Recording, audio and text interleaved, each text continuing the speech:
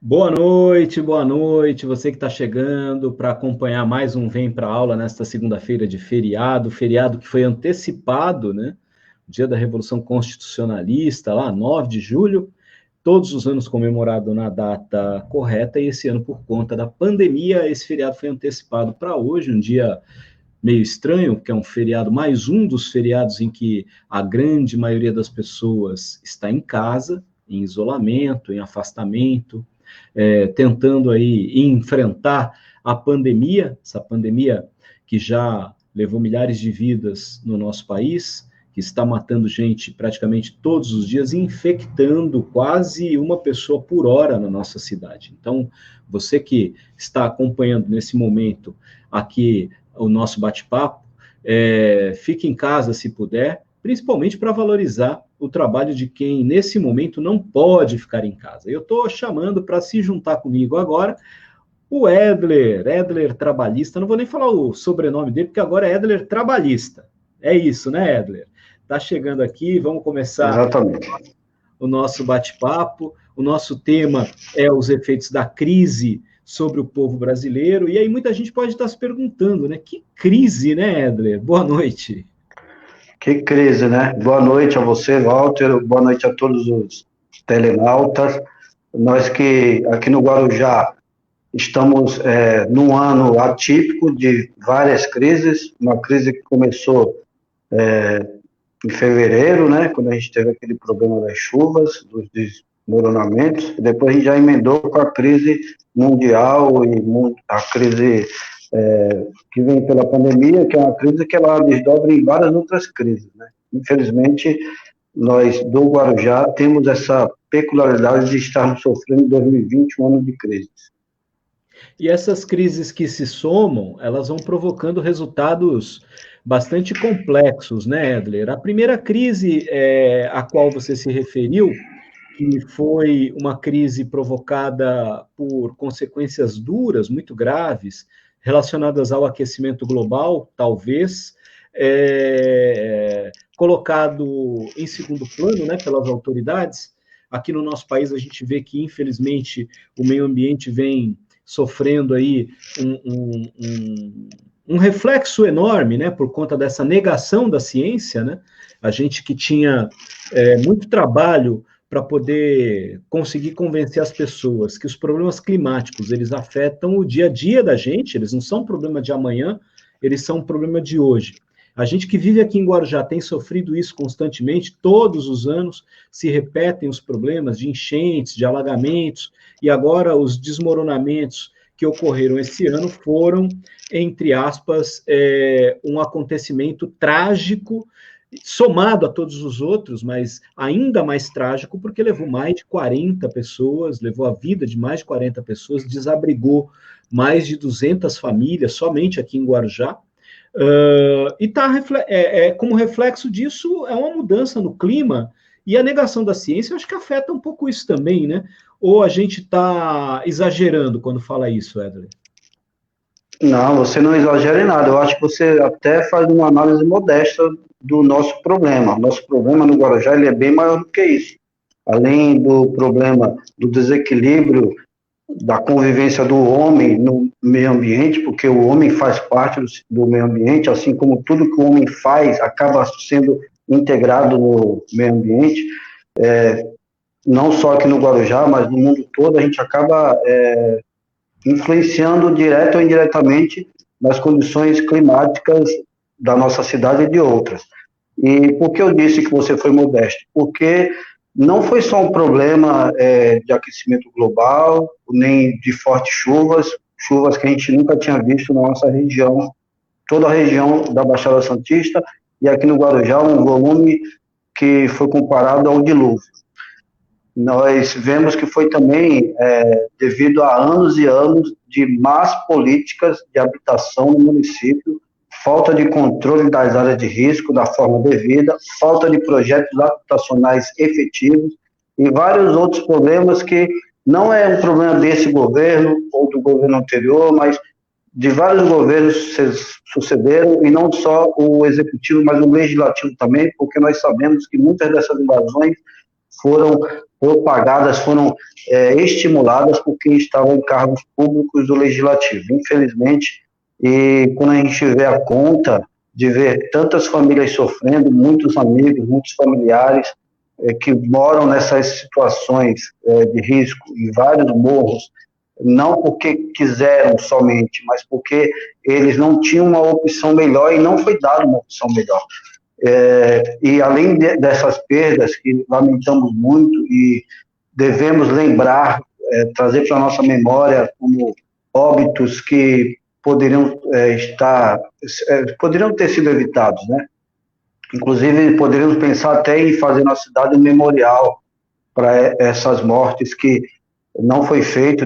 Eu não vi o Poder Executivo nem o Legislativo trazendo essa proposta de fazer um memorial, porque o que está na nossa memória, o que nos faz lembrar dessas mortes é quando a gente passa em cada morro e a gente vê aquela cicatriz em cada morro. Na verdade, mais do que uma cicatriz, né? Foi uma decepção, se a gente for comparar com o fenômeno que ocorre no nosso corpo, mais do que uma careca, foi um scalp. Então, isso de fato é lamentável, e não só pelas vidas que se foram, né? Nós tivemos no Guarujá todo, praticamente todos os bairros, inclusive com base num estudo que você, no dia que teve o problema, você postou na sua rede social, e depois eu fui pesquisar a fonte, eu vi lá como que o Guarujá tem tantas bacias, né? E morrinhos que a gente não imaginava que ia ficar 2 dias lá isolado, Vicente de Carvalho, várias ruas, que às vezes uma rua é alta, a rua de trás já é baixa, e você tenta entender o que está acontecendo, e na verdade é que quando foi planejado o Guarujá, e houve um planejamento para o Guarujá, só que esse planejamento ele não foi cumprido. Se você pegar as plantas, você vai ver que Guarujá ele poderia ter sido um município bem organizado, mas hoje a gente tem muitas invasões, infelizmente. E todos sofrendo, todos no Guarujá. Você falou muito bem, né, quando ligou os dois temas, né, que é o tema ambiental e o tema econômico. A gente tem uma desigualdade social muito grande aqui no nosso país, em particular na nossa região.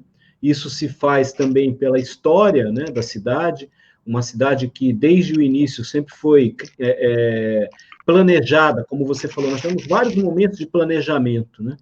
Mas sempre esses planejamentos que foram feitos, eles foram sendo atropelados por outros tipos de interesses, ou até mesmo pela necessidade de expansão que, entre aspas, se sobrepõe a qualquer planejamento, né? Então, lá atrás, quando a cidade era uma vila balneária, uma empresa comprou os chalés, a igreja, veio aqui, construiu entre aspas, né, um resort lá nos primórdios do que era essa atividade turística na cidade, com um grande cassino, um hotel, depois foi reformado, construíram outro, mas era um tempo de glamour para a cidade, mas para poucos, né?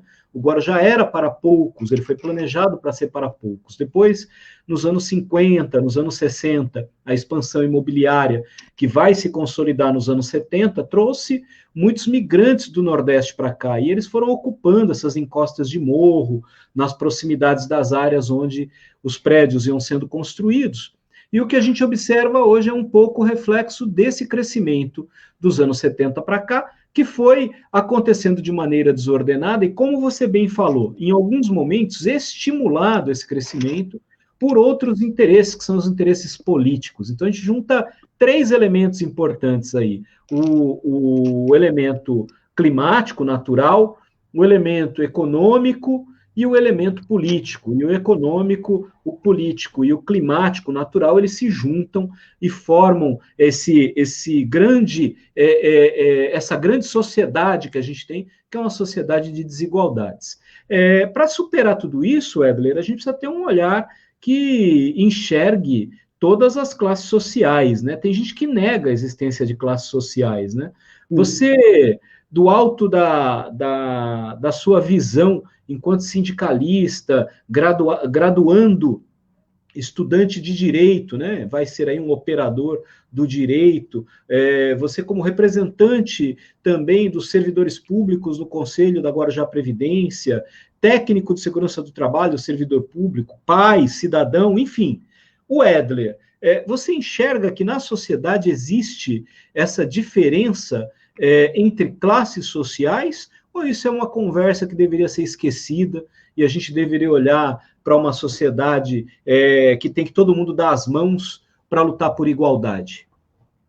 Se eu negasse isso, eu negaria minhas origens e o conhecimento que adquiri até hoje, não só no curso atual que estou fazendo de Direito, mas em outros cursos superiores e técnicos que já fiz. Então, eu não posso negar que existe desigualdade. Primeiro, que eu sou alagoano, meu pai e minha mãe vieram para cá com a família e ajudaram a construir Guarujá. Tenho 45 anos de Guarujá, mas nasci lá em Arapiraca, Alagoas, e nunca vou negar minhas origens, e conheço um pouco do Nordeste, conheço um pouco do Sul, fui casado com uma gaúcha, tenho um filho com essa ex-esposa, meu filho, inclusive, está lá em Portugal, ele foi morar com ela lá.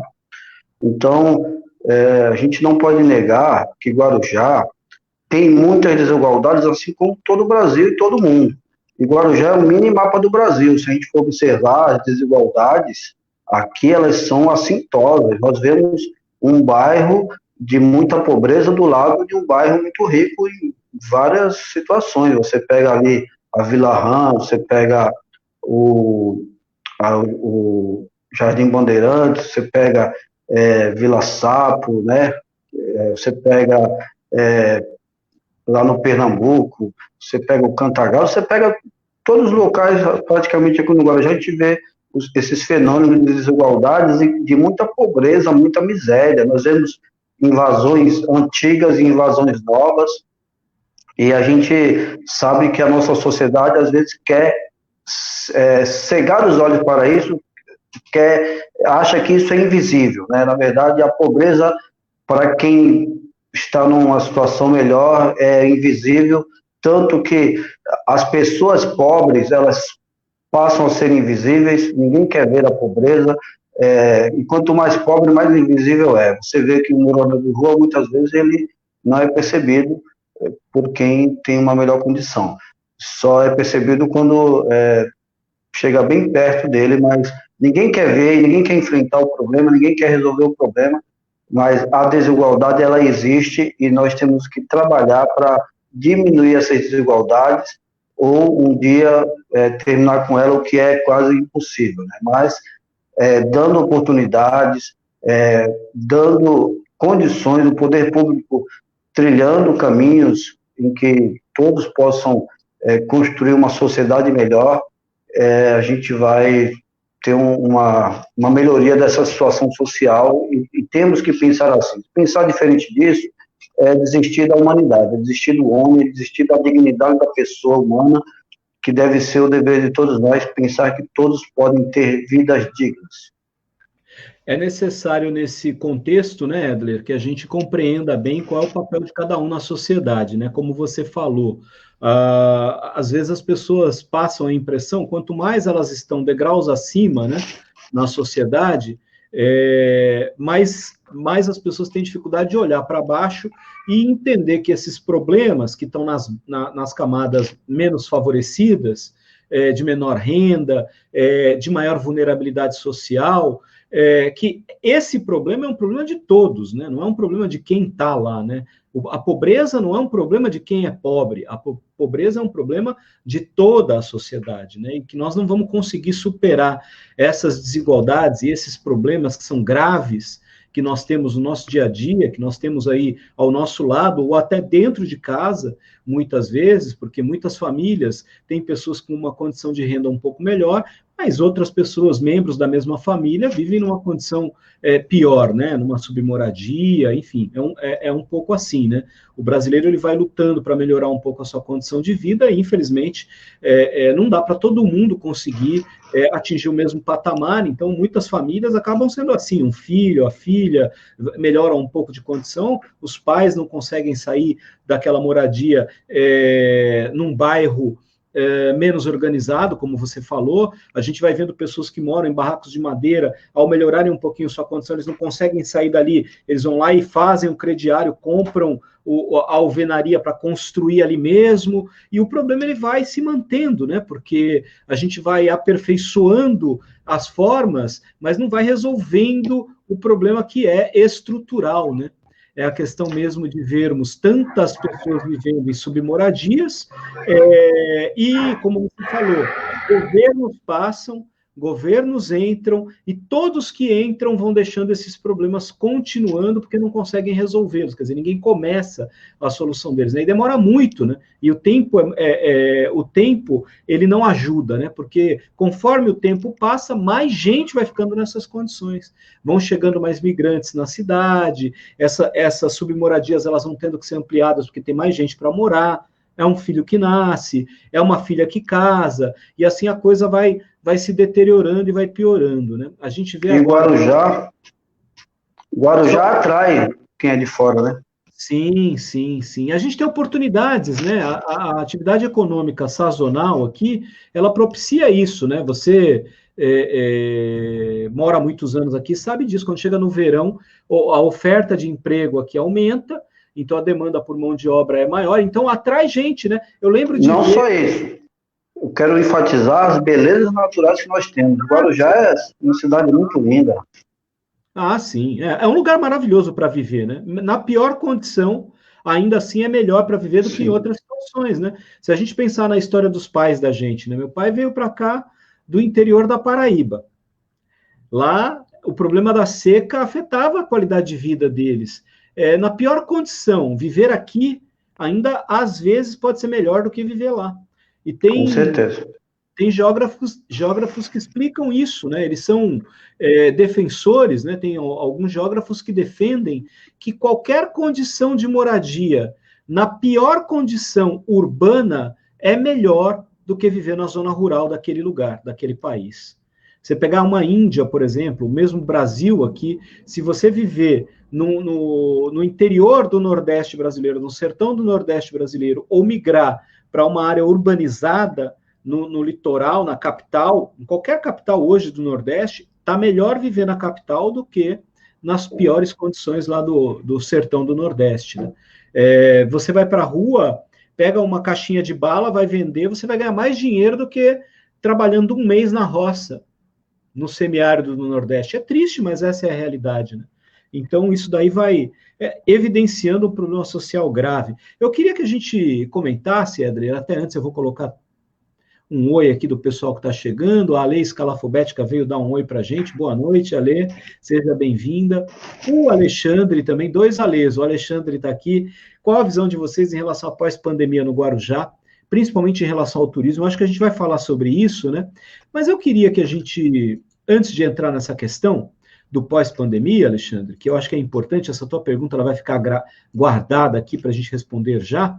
Eu queria colocar uma fala, Edler, do Ricardo Salles. Para a gente poder temperar esse nosso debate, eu acho que é interessante ouvir a fala do Ricardo Salles. Sabia que o Ricardo Salles, eu soube pelo Sidney Aranha. Eu não sabia, o Sidney Aranha, numa reunião que nós fizemos no embrião do Fórum de Cidadania de Guarujá, ele contou para a gente que ele conheceu o Ricardo Salles numa reunião, quando ele foi na Secretaria de Meio Ambiente do Estado, ele já era secretário de Meio Ambiente aqui em Guarujá, e o Ricardo falou que estudou no Colégio Alfa aqui em Guarujá. Sabia disso, não? Não, não sabia. Pois é, eu também não. Então ele morou aqui? Morou aqui na adolescência dele, por muitos anos, estudou no Colégio Alfa, aqui em Guarujá, e depois mudou-se para São Paulo, a família dele é de São Paulo e tal, e está na política, enfim, chegou hoje ao Ministério do Meio Ambiente, e aí ele nos soltou essa pérola, né, que eu gostaria de compartilhar aqui rapidamente, para que a gente pudesse debater esse tema, para falar da crise no Brasil, se isso aqui tem alguma relação com a crise que a gente está vivendo e que a gente vai continuar vivendo ou não, ou se vai mudar para melhor, enfim. Mas eu queria que a gente pegasse essa fala dele, dentre algumas, né, eu acho que essa é uma das principais falas que saíram da reunião aí do final de semana, né? Que foi divulgada na sexta-feira aí, o vídeo que foi divulgado na sexta-feira da reunião de um mês atrás, né? Já faz um mês que aconteceu essa reunião, uma reunião do Ministério do presidente Jair Bolsonaro.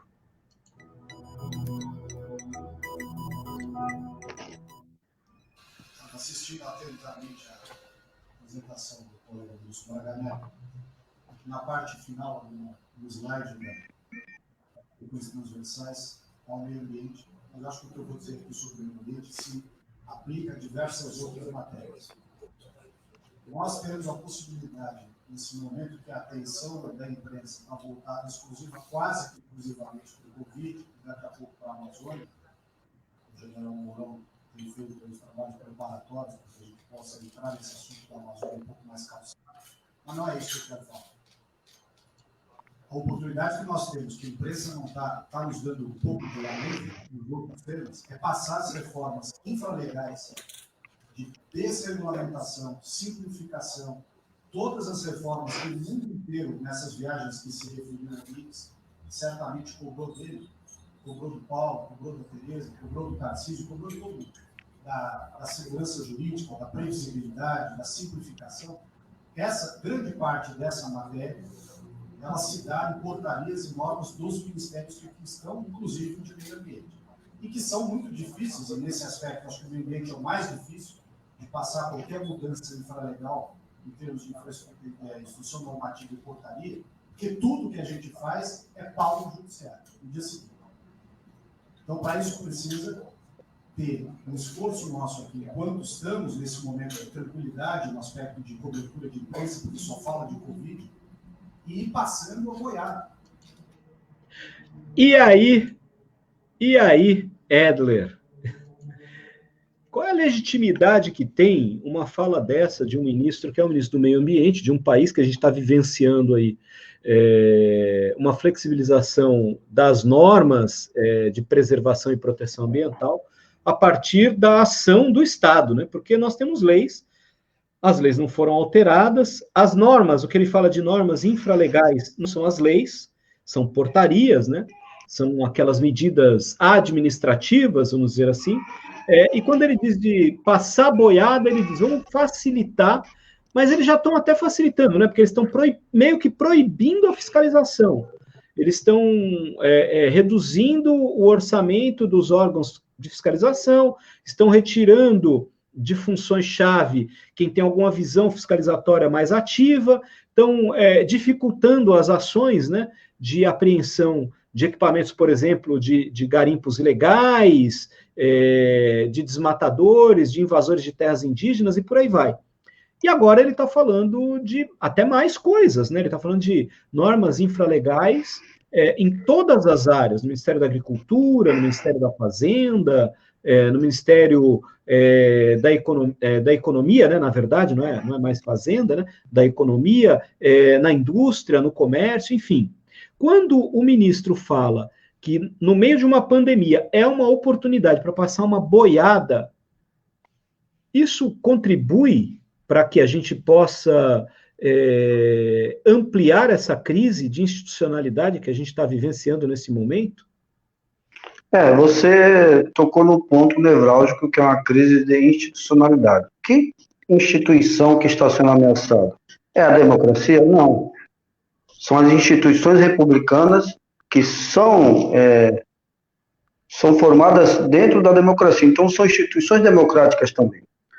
E num país democrático como o nosso, em que a democracia ela não está sob ameaça, mas a república sim, quando a gente vê esse tipo de fala, a gente percebe que é uma forma de impor o direito, né, aquele direito coercitivo, para colocar a vontade de quem está no poder, só isso.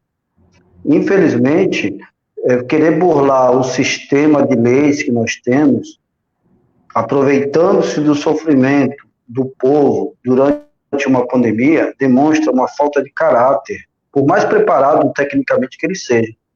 Ele, os demais, que todos se calaram nesse momento, embora alguns demonstraram ficar assustados. Porque o nosso país é um país que ele ele precisa de leis. Se a gente for ver em todo mundo, o nosso país é um dos que mais produz leis e normas. Tem as normas regulamentadoras do Ministério do Trabalho e Emprego, que foi extinto, mas que elas permanecem dentro do Ministério da Economia. Essas normas, elas são copiadas no mundo todo. Nós temos as normas de meio ambiente, nós temos várias normas de trânsito, e a gente tem um arcabouço jurídico desde a Constituição e infraconstitucional, mas não infralegal, como ele quer dizer, infralegal não, porque todas as normas são dentro da esfera legislativa. Por que nosso povo precisa de tantas normas?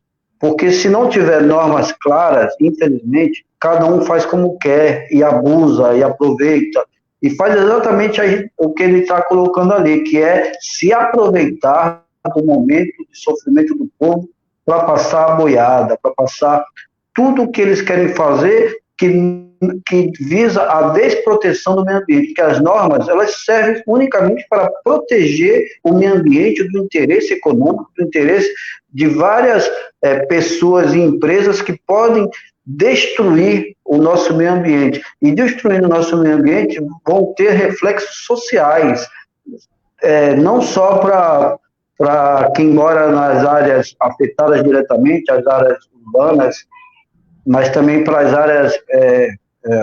as áreas rurais, e não só para todos os brasileiros em si, mas para todo mundo. E dentre esses brasileiros, o que me tocou bastante nessa reunião foi ver o desprezo que tem o entrave com relação aos povos indígenas, né? Os povos indígenas que têm sua cultura, são brasileiros também, mas eles também têm dentro da sua cultura, as suas raízes que não podem ser jamais negadas, raízes antropológicas, culturais e seus costumes, e querer agredir o meio ambiente e esses povos que devem ser protegidos, para mim é um abuso muito grande das autoridades, e a gente não pode concordar jamais com esse tipo de coisa, porque isso só vai aumentar a desigualdade social, só vai aumentar infelizmente, os problemas socioeconômicos do Brasil. Edler, mas o que se esperar, o que poderíamos ter esperado, né, nessa questão, por exemplo, da alteridade, do respeito a outros povos, etnias, a cultura, de modo geral, de um ministro que está num governo cujo presidente, quando candidato, desde sempre, né, e até antes de ser candidato, enquanto deputado, ao longo de toda a sua carreira, sempre falou esse tipo de coisa, né, sempre agiu dessa mesma maneira, né. Então era óbvio que a gente já está vivenciando cenas como essa, se a gente tivesse acesso às imagens dessas reuniões, como aconteceu, né, talvez eles nunca imaginassem que fosse cair em conhecimento público uma reunião como essa, que sirva para eles também, a partir de agora, se policiarem em relação ao que falam, né? Porque numa república, em uma reunião como essa, a gente precisa entender que há olhos, né? Os olhos da população poderiam estar ali, como estão agora, observando tudo que eles fazem, né? Não é possível que a gente viva num país que aceite que eles falem as coisas às escondidas, né? Como eu vi algumas pessoas dizendo assim, né? Ah, mas era uma reunião entre ministros e o governo. Não era para ter vindo a conhecimento público. Mas peraí, o que eles fazem escondido diz respeito ao interesse do povo, né? Quer dizer, a gente vai aceitar que eles continuem agindo escondidos, né? Essas reuniões têm que ser abertas. Claro, tem assuntos de interesse nacional, que requerem todo um outro cuidado, mas não me parece que eles estavam preocupados com isso ali, né? E o pior de tudo isso, Walter, é que numa reunião grande, que muitos deles nem se conheciam, porque tinha ali o Teixe, que era novo no Ministério, etc. Se numa reunião grande dessa não houve nenhum milímetro, nenhuma cautela para falar dessa forma, essa fala dele e outras, imagine uma reunião pequena que trata só do meio ambiente ou só da educação, o que não sai de aberrações. Infelizmente, essa vontade de ter anomia, né, ou seja, falta de leis, para que haja desordem, desorganização. E olha que que essa desordem que eles querem é para que aproveitadores, como ele falou, vamos aproveitar para passar a boiada, entendeu? Então é isso que a gente tem que perceber, que a gente não quer um Brasil de milícias, porque faltou, ele fala isso, ó, as milícias vão poder aproveitar desse momento, né? Ou as empresas que não têm o mínimo de zelo pelo meio ambiente, as pessoas que não têm ética alguma ou que não têm caráter para respeitar os mais fracos, os mais frágeis, e os animais, as plantas, querendo só o lucro, só o dinheiro. Isso a gente tem que lutar contra.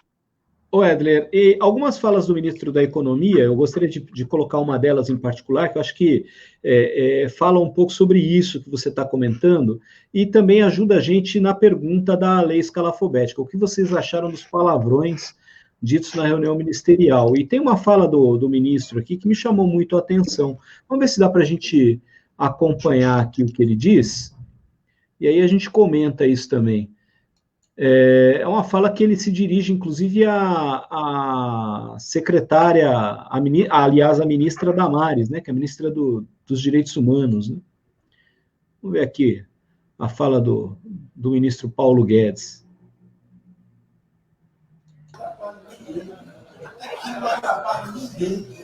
Deixa cada um se fuder.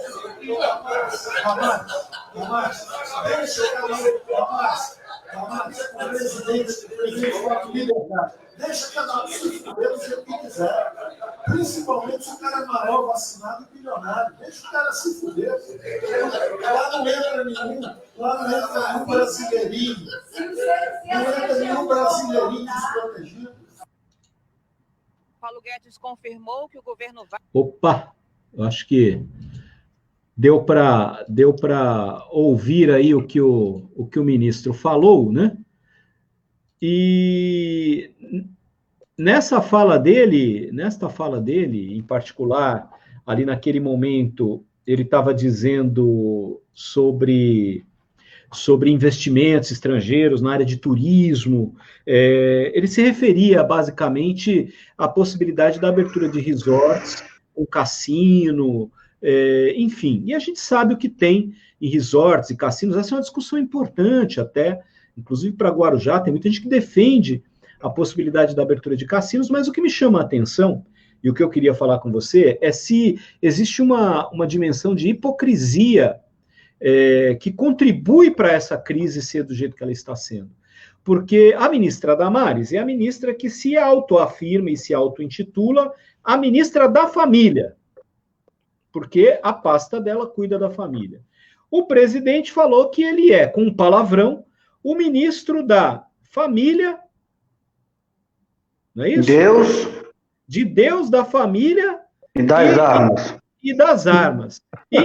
E falou um palavrão, né, para não repetir o palavrão que ele falou lá. E aí essa é uma hipocrisia, Edler, e isso contribui para essa crise ser pior, porque para enfrentar uma crise é necessário que a gente reconheça os problemas, primeiro identifique, né? Identifique os problemas, depois reconheça esses problemas. Olha, esses são os pontos principais e realmente esses são problemas que nós devemos enfrentar. E aí depois você vai buscar quais são as possíveis soluções para o enfrentamento dos problemas. Agora, nós estamos vivenciando um momento difícil, né, que é uma crise grave, estrutural, é uma crise que coloca em confronto direto não apenas situação e oposição, mas nós estamos vivenciando um momento importante de desconstrução de elementos que são fundamentais para a existência da República. Um desses elementos, inclusive, é o presidente compreender qual é o papel dele enquanto executivo, que o executivo não manda, pelo contrário, né, a essência do executivo é o quê? É executar e não mandar. Né? Nós não estamos num país despótico, num país autoritário, numa ditadura, nós estamos num país democrático, numa república que tem instituições, e o papel do executivo é cumprir as leis que são aprovadas pelo legislativo, sob o olhar do judiciário. Essa é a lógica. Então, o presidente não manda. Mas é que eu fui eleito para implantar... Não, peraí, você foi eleito pela maioria, só que existe uma regra, tem que aprovar as coisas lá no Congresso.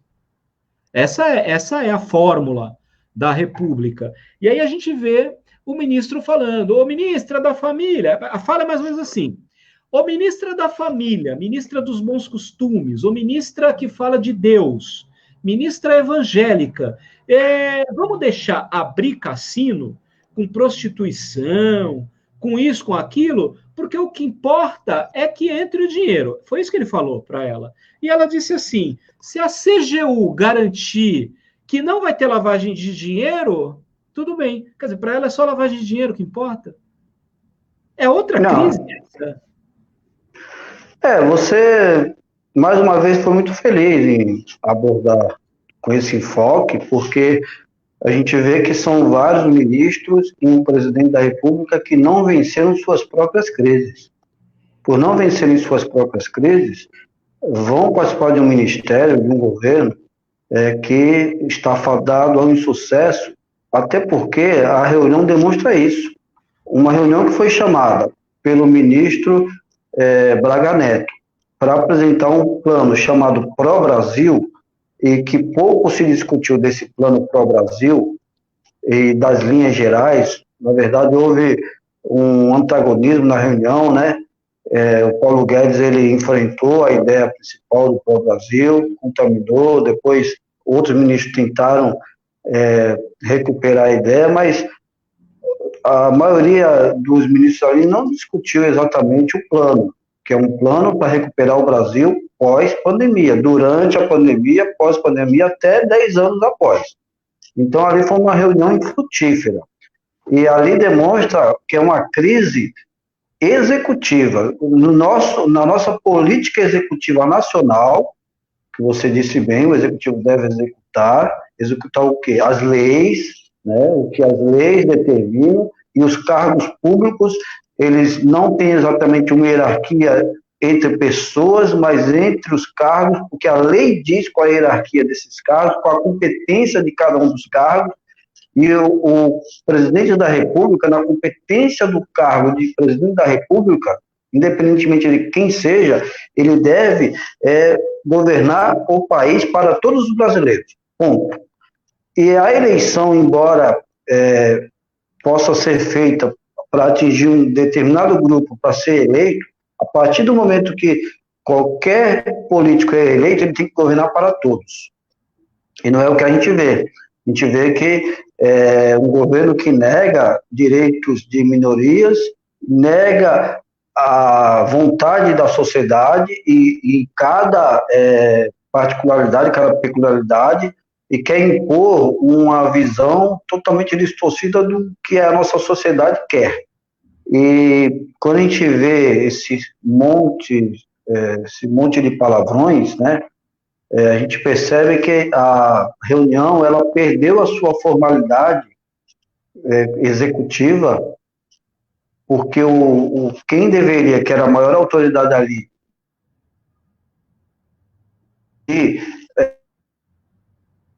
para discutir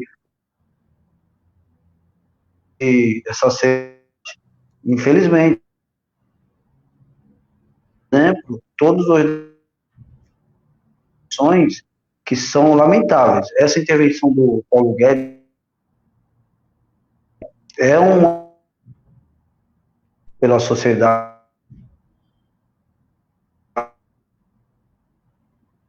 cada um dentro da sua liberdade faz o que quer, e a hipocrisia que você citou, né?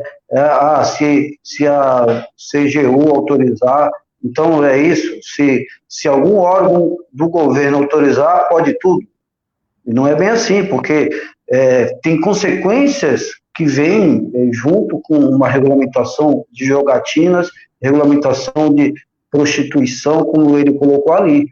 Cada um que faça o que quiser, mas... E teve uma parte que foi cortada, né? E cada um que faça o que quiser, independentemente da moralidade, dos princípios éticos, cristãos, já que eles se direcionaram diretamente para ela, enquanto alguém que seria da vertente cristã. Então, é lamentável essa banalização do que pode ser feito, né? Eles banalizam tudo e jogam para a coisa mais rasteira possível. Então, o problema do palavrão, ele é grave, porque quebra toda a formalidade da reunião, mas não foi o pior problema. O pior problema foi eles não discutirem a proposta que estava na pauta, que era o programa, o plano Pró-Brasil, que era para melhorar o Brasil depois dessa pandemia. Esse é o grande problema, que a gente vê que eles não tiveram capacidade de terminar uma reunião com uma deliberação. Vamos fazer assim. E o presidente, ele não fala uma vez do programa, ele não fala. Ele deixa os ministros se degladiarem, cada um com a sua ideia, e fugindo totalmente do tema. Todo mundo foi reprovado no Enem, e na redação todo mundo tergiversou ali, saiu do tema, então não dá. Inclusive, o presidente da República, ele não fala uma linha sobre o tema, lamentável, e o tema é de suma importância, que é uma pandemia mundial e uma crise econômica, infelizmente. E quais Ali tem duas questões importantes, né? A primeira é que em nenhum momento eles falam do hoje, né?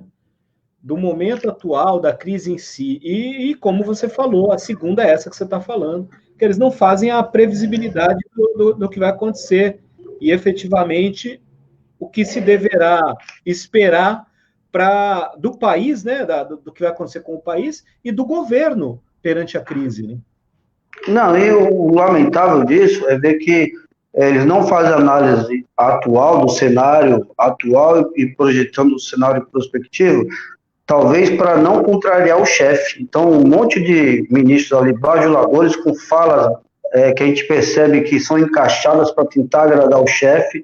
Não é isso que a gente precisa no país. A gente precisa de ministros que tenham uma visão do sistema e que coloquem cada ponto, independentemente do que o presidente acha, que a visão do presidente é distorcida de tudo. Eles têm que colocar quais os objetivos que devem ser alcançados para melhorar o Brasil, e não colocar algo que é contingencial para agradar o presidente. E ambos, eles começam a falar palavrões até talvez para se alinhar com o presidente, e colocam algumas questões ali que são defasadas, que não ajudam o povo brasileiro. Ô, Edler, eu tenho duas falas aqui do ministro Paulo Guedes, para a gente entrar numa outra temática da crise, que vem sendo construída desde o golpe, né? Eu não sei se você trata assim, eu tive muita resistência em tratar dessa maneira no início. Eu, inclusive, falava que eram vários golpes que estavam acontecendo, porque havia uma negativa por parte de forças políticas ligadas ao Partido dos Trabalhadores na época. E eu me arrependo muito de ter feito essa crítica tão profundamente, né? E de, em algum momento, logo no início, ter questionado e aceitado a postura da Operação Lava Jato. Acreditava, sim, que era necessário ter uma operação que passasse o Brasil a limpo, mas logo no início também, em pouquíssimo tempo, ficou muito claro tudo o que aconteceu, né?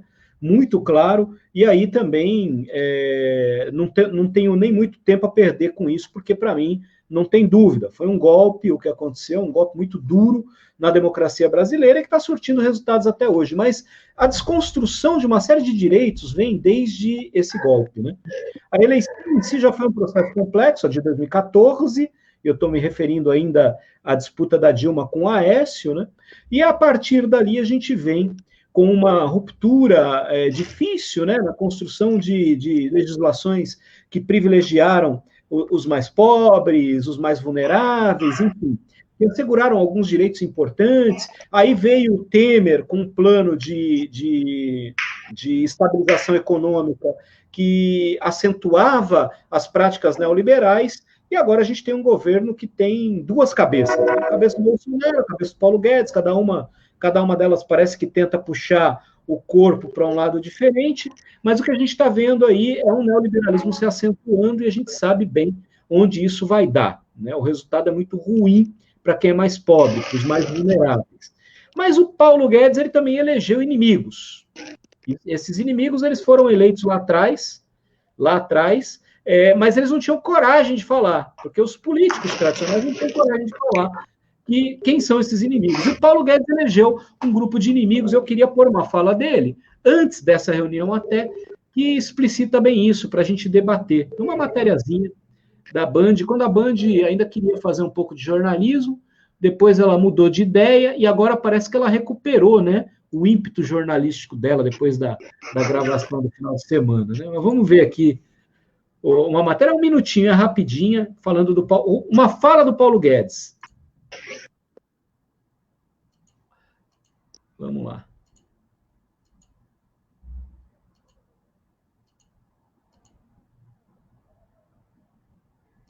Legislativa para a Câmara dos Deputados na semana que vem. É um pacote de medidas para enxugar gastos, tendo como principal ponto o fim da estabilidade para novos servidores públicos. Durante o evento no Rio de Janeiro, Guedes criticou o reajuste salarial do funcionalismo. Vamos ouvir.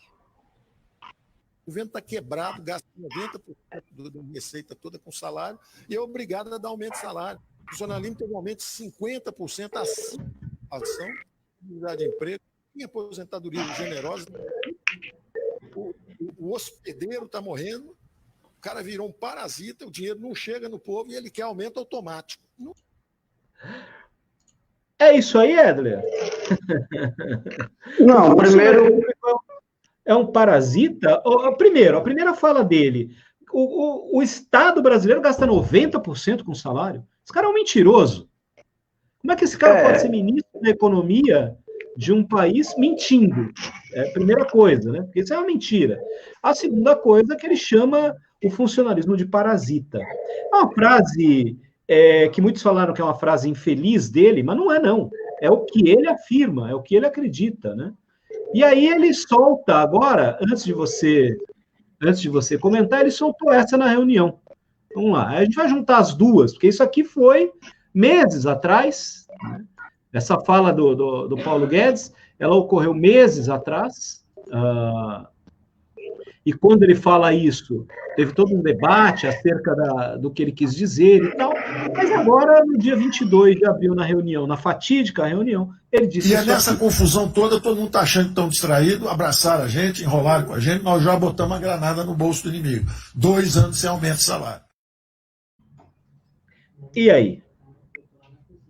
Bom, primeiro, antes de eu comentar essa fala, eu vou voltar um pouquinho no que você falou sobre o impeachment. Juridicamente, o impeachment não é um golpe. Juridicamente, ele é previsto na Constituição e nós já tivemos 2 impeachments, né? Collor e Dilma. Até aí, tudo bem. Mas, politicamente, ele foi um golpe. Foi um golpe que foi muito caro para a nossa sociedade, para a nossa democracia, e nós vamos sofrer muitos anos ainda as consequências desse golpe. Golpe político, sim, porque qual é a conta que é feita hoje, inclusive, que a gente pode ter o 3º impeachment do Brasil?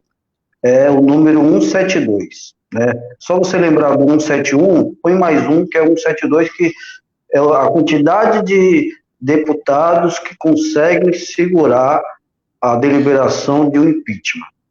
Porque se tiver a aprovação de 2/3, tem que ser, começa o processo de impeachment, né? E 1/3 é 171 mais 1 seria 172. Esse é o número que o governo, a conta que o governo faz para evitar o seu impeachment, porque todas as condições para um novo impeachment, e que não seria um golpe político e não seria um golpe jurídico, porque juridicamente está previsto na Constituição, e politicamente, eu acho que agora nós estamos sofrendo um golpe. Nós, brasileiros, estamos sofrendo um golpe por não ter um impeachment. Porque tudo que esse governo já demonstrou, tudo que esse governo já fez, é não ter uma mudança, sendo que a gente tem um vice-presidente da República, e se não der esse vice-presidente, tem condições de chamar uma nova eleição, porque já ficou comprovado que o crime de responsabilidade, e crime de responsabilidade não é em si um crime, mas é uma falta grave do ponto de vista político-administrativo que prejudica o país. O que a Dilma fez, que todos os demais faziam antes, e o Temer, a primeira medida que ele faz é regulamentar o que ela fazia, que chamaram na época de pedalada, e acho que a maioria dos brasileiros foi contaminado pelas matérias da época, e pensou até que era verídico aquilo, né? A grande maioria dos brasileiros. Mas hoje nós somos nós sofremos o golpe de não ver o impeachment. E porque enquanto Bolsonaro estiver lá, todos nós, pela reunião, nós já percebemos que o Brasil só vai afundar, infelizmente. Então, o que eu tinha para falar sobre o impeachment, né, é isso, que foi golpe e, ao mesmo tempo, foi um golpe amparado pela legislação, pela Constituição. E hoje a gente sofre um golpe por não ver um novo impeachment. Espero que a coisa não se acentue e se for necessário, a gente consiga, né, pelos políticos, veja bem, depende de quem foi eleito. Então não foi só quem votou no executivo.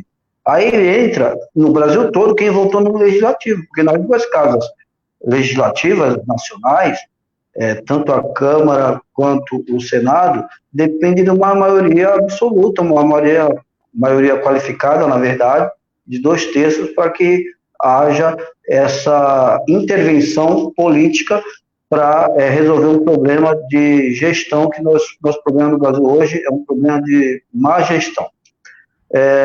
Com relação ao Paulo Guedes, esse é um dos ministros mais nocivos para toda a sociedade brasileira, não só para os servidores.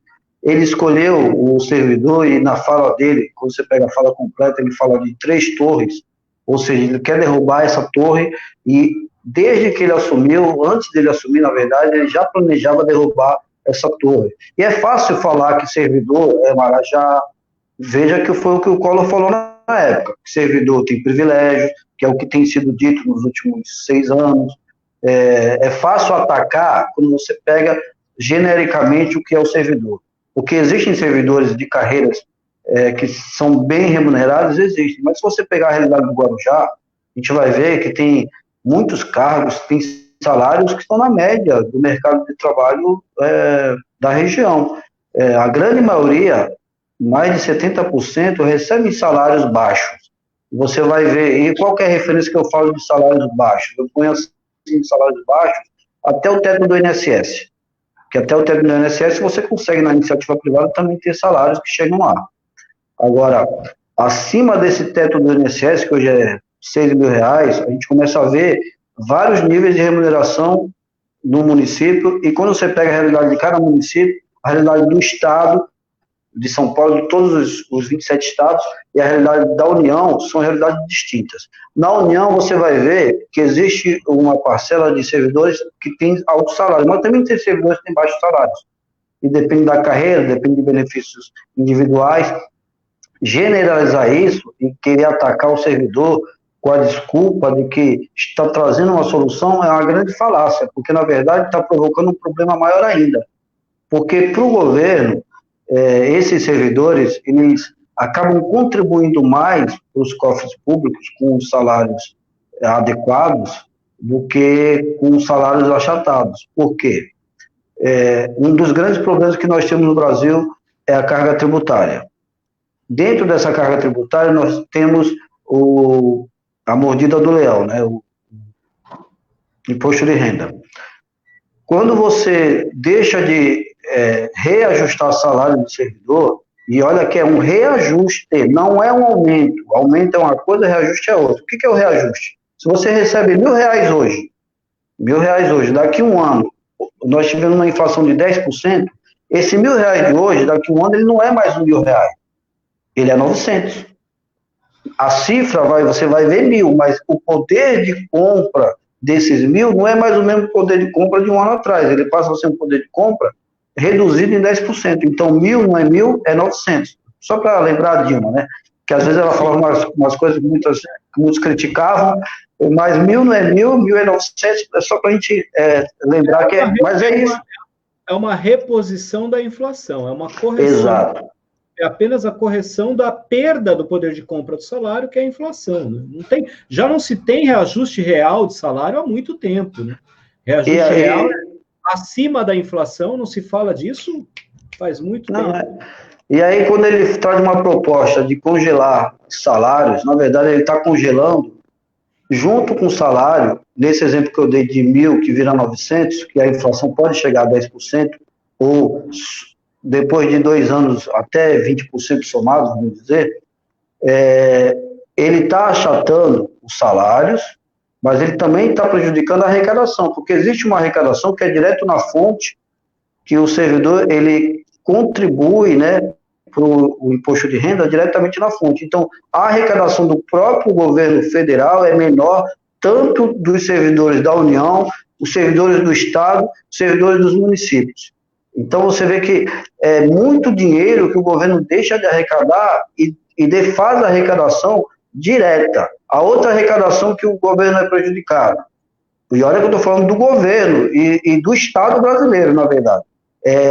Quando o servidor ele tem um poder de compra de R$1.000 nesse ano, ele continua com esse poder de compra no ano que vem reajustado e mantém os mesmos R$1.000, que iria para 1.100 mais 1.100, que seria 1.000, ele continua comprando como comprava no ano anterior. Se ele continua comprando, ele é um consumidor de produtos e serviços que tem dentro de cada produto e cada serviço também os impostos. Então, o governo ele acaba se beneficiando novamente daquele salário que ele pagou, e o maior beneficiado primeiro é a União, porque depois que faz a repartição para as demais esferas, mas deixa de arrecadar também, de melhorar essa arrecadação no consumo das famílias, né? E os servidores têm famílias, não podemos esquecer disso, parece que são indivíduos que não têm famílias, os servidores têm famílias e eles sustentam suas famílias. Agora, falar que são privilegiados é exagerar. A gente sabe que no judiciário nós temos um nível salarial, no legislativo nós temos outro, mas no executivo, quando você pega as 3 esferas, cada município, e isso afeta diretamente aqui no Guarujá, 6.000 servidores, cada município tem uma necessidade de ter reajustes para recuperação do poder de compra, até para que o comércio ele não caia. E o que acontece como consequência direta ou indireta da falta de poder de compra dos servidores ou de qualquer categoria? Ocorre que as pessoas comprando menos nas lojas, as lojas são obrigadas a contratar menos. Então, não há uma sustentação de empregos, porque há poucas vendas. E o maior empregador de Guarujá é o município de Guarujá, é a prefeitura, 6.000 servidores. E desses 6.000, digamos que 3.500, 4.000 famílias residam aqui, que consomem, que investem no município. Ou seja, acaba prejudicando um nível de empregos que é das pequenas e médias empresas, e até das grandes empresas, né? As grandes redes de supermercados, porque nós consumimos nessas redes. Então, para a economia não é nenhuma vantagem, ao contrário, deveria valorizar os servidores com salários bons e as demais categorias também, porque as demais categorias, tendo bons salários, você pega o exemplo, já que compararam tanto, né, lamentavelmente compararam tanto a realidade brasileira com a realidade estadunidense. Menos direitos, mais empregos, aqui no Brasil tem muitos direitos sociais, mas vai ver o salário lá dos Estados Unidos. Lá pode ter um pouco menos de direitos sociais, mas tem também direitos sociais.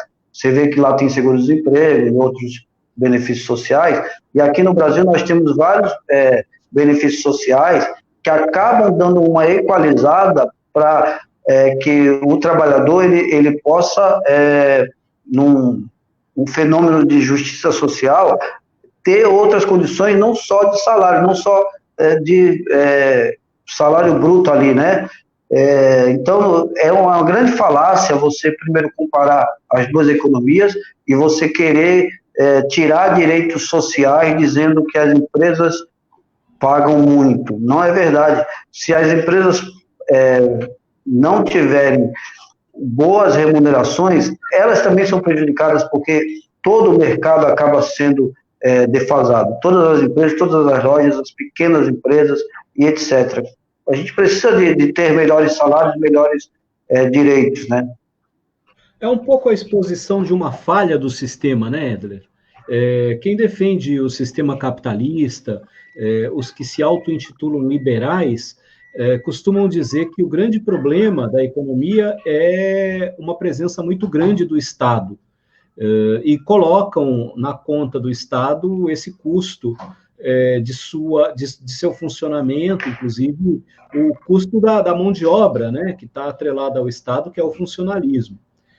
Mas levando em consideração o que nós estamos vivendo agora e a necessidade que nós temos de garantir que o Estado exista, porque não tem nenhum modelo de sociedade onde não tivesse havido a presença de um Estado para mediar as relações de produção. Não tem nenhum modelo de sociedade sem Estado, pelo menos um Estado moderno, numa sociedade moderna, perdão, não tem nenhuma sociedade sem Estado. Então, essa é uma questão que nós não temos nem com o que comparar, né?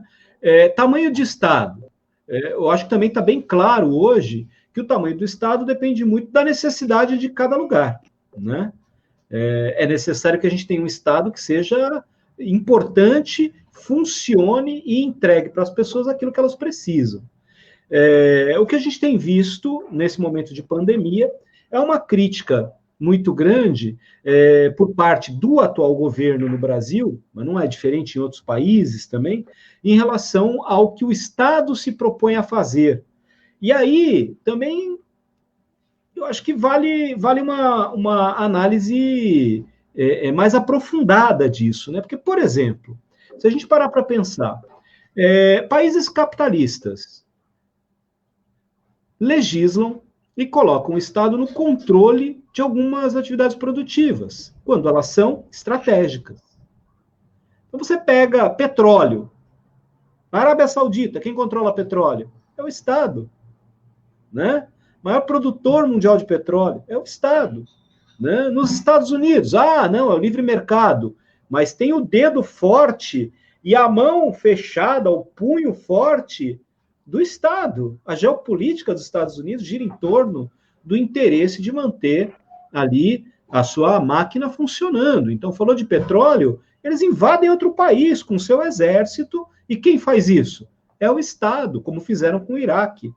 Então, se a gente pensa no papel do Estado, né, numa lógica muito complexa, mas ao mesmo tempo muito simples de entender, ela é complexa porque é um mecanismo bastante robusto, né, para compreender isso. A gente tem que estudar filosofia, sociologia, enfim, economia, mas é simples. Quem mais precisa do Estado? É quem menos tem capital. São os mais frágeis, os mais vulneráveis. Quem mais é contra o Estado? Quem mais tem capital, quem menos precisa dele. E aí, a gente está vivendo uma crise, Edler, de compreensão da realidade, porque a gente está vendo muita gente que depende do Estado, por exemplo, os pequenos, os microempreendedores. Eu ia colocar a fala dele aqui, mas acho que nem é necessário, né? Tem uma fala do Haddad, de hoje, defendendo que haja uma política de contribuição, de ajuda ao micro e ao pequeno empreendedor. Numa das primeiras lives que eu fiz aqui, um dos primeiros Vem para a Aula, a gente discutiu a questão da mulher no mercado de trabalho, e eu trouxe uma pesquisa com mulheres empreendedoras pretas periféricas. Mulheres empreendedoras pretas periféricas. A pesquisa com 330 mulheres, aproximadamente, eram 330, se eu não me engano, o número, todas elas empreendedoras pretas e periféricas, e perguntaram para elas, o que é que você precisa neste momento? Isso era o início da pandemia. Para você, olhando na perspectiva de 3 meses para frente, o que é que você precisa para poder sobreviver, para poder manter seu negócio vivo? Microempreendedoras individuais, MEIs, que podem faturar no máximo 5 mil por mês, 60 mil por ano, se eu não me engano é isso, né? Ou é 10 mil, não lembro se aumentou o valor, mas enfim, é pouco, e pode contratar um funcionário. Nós estamos falando aí de quase 40% das empresas brasileiras. É quem mais emprega, é uma quantidade significativa de empreendedores e tal, e não tem nenhuma política para elas. O Estado não está olhando para elas. Não está olhando. E elas falaram assim, olha, em média, elas precisavam, para manter sua empresa viva, entre R$ 1.500 e R$ 2.500. Ao longo de 3 meses, seriam R$ 7.500. Qual era a dificuldade, você que é certificado, inclusive, como investidor,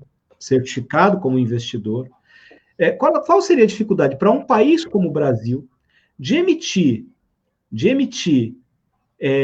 uma dívida para poder emprestar R$ 10.000 para esses pequenos empreendedores a fundo perdido? De vender esse título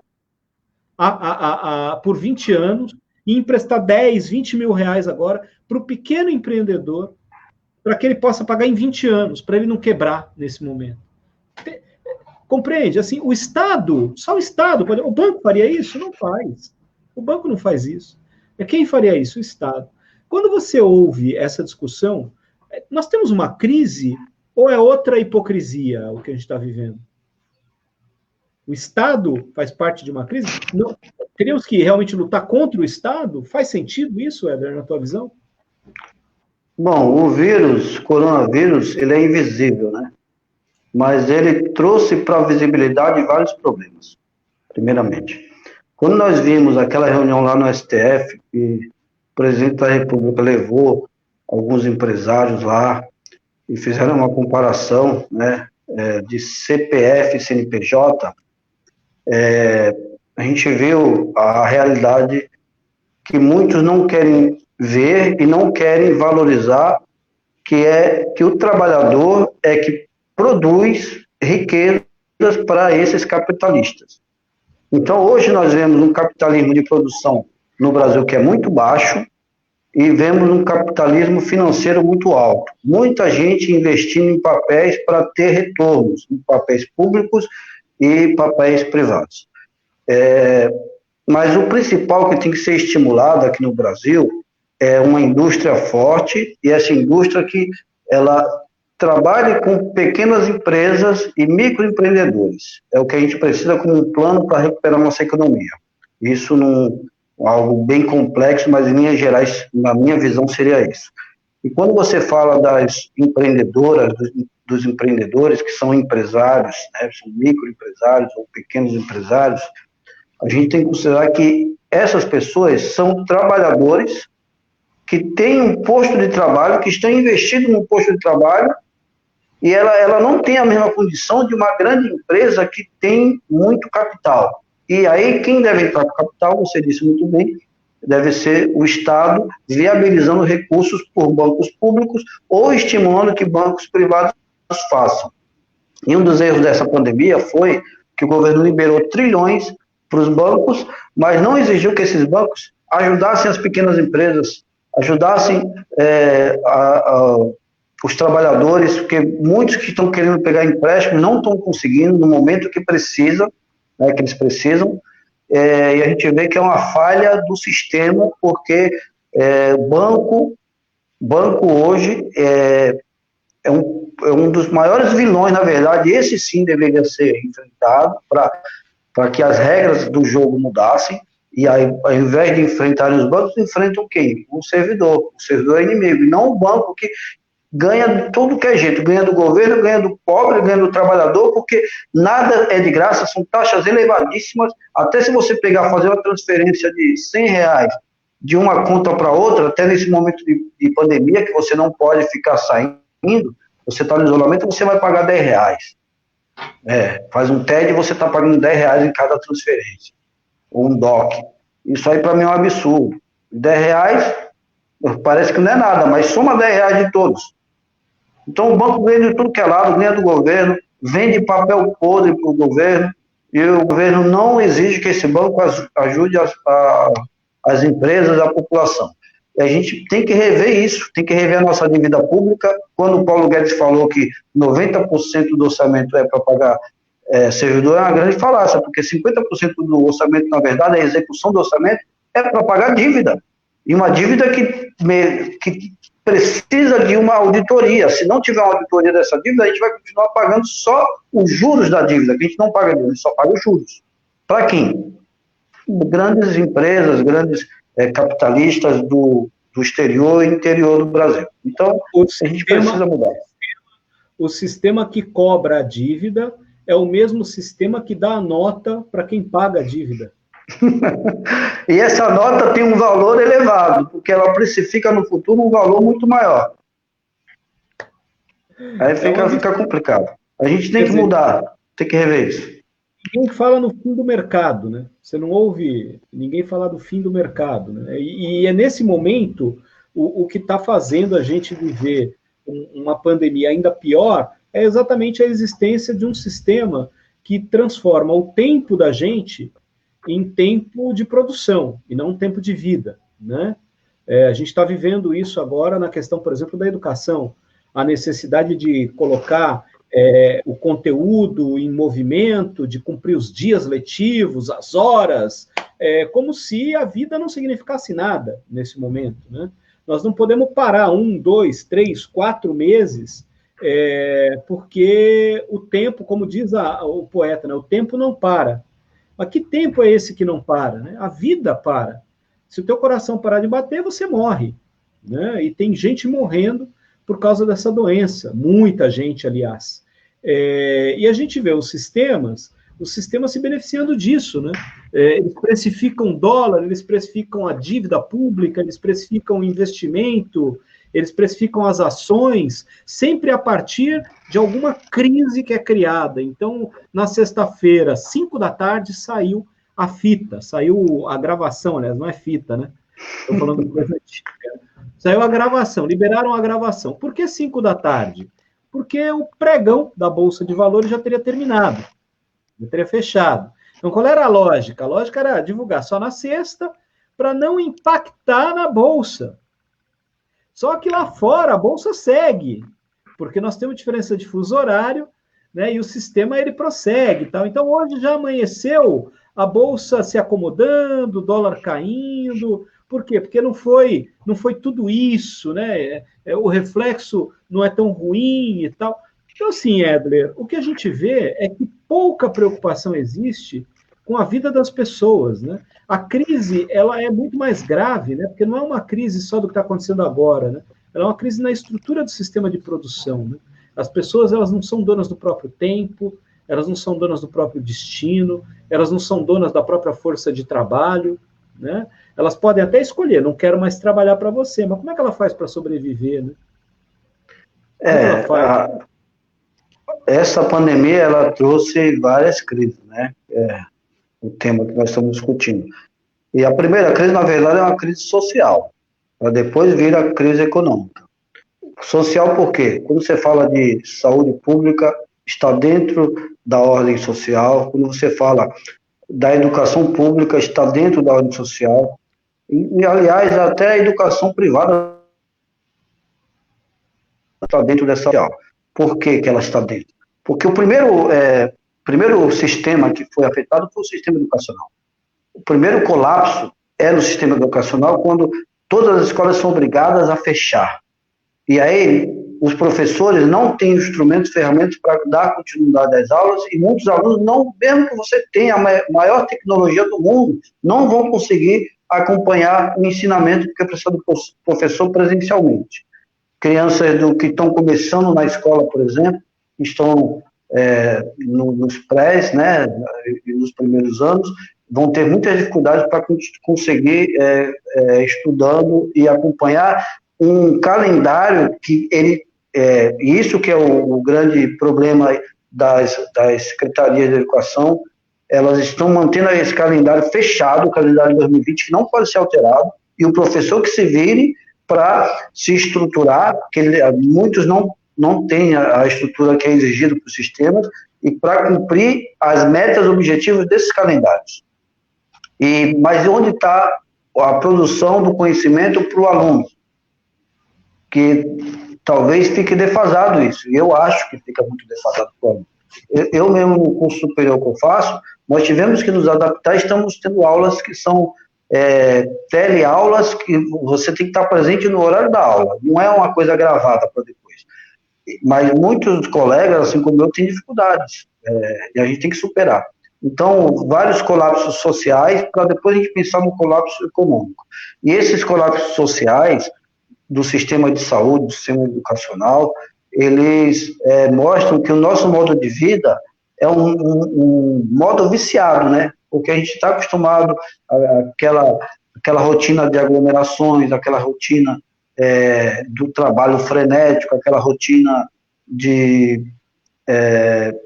menos tempo para nós. A gente, quando vê, a gente está enclausurado dentro das nossas casas, quem está seguindo as medidas de isolamento, distanciamento, sente uma grande diferença, mas para a gente pensar.